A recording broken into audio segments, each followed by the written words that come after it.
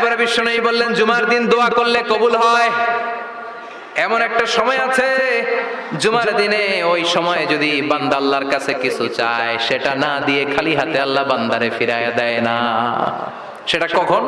অনেক ইখতিলাফ আছে, বেশিরভাগ মুহাদ্দিসিন বলেছেন জুমার দিন আসরের নামাজের পর থেকে মাগরিবের আগ পর্যন্ত, বিশেষ করে মাগরিবের আগের আধা ঘন্টা, এই সময় আল্লাহর কাছে বান্দা যদি কিছু চায়, এই দোয়া আল্লাহ ফিরিয়ে দেয় না।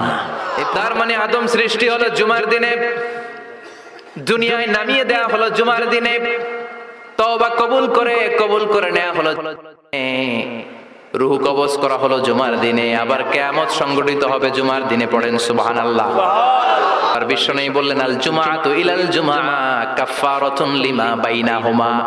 এক জুমার পর থেকে সামনের জুমা আসা পর্যন্ত যে সগীরা গুনাহগুলো হয়, সবগুলো সগীরা গুনাহ মাফ করে দেয় কে?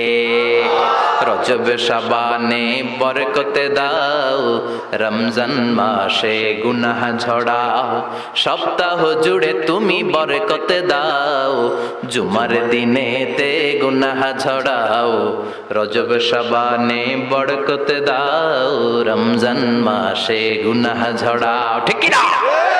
তার মানে জুমার দিন গুনাহ মাফের দিন।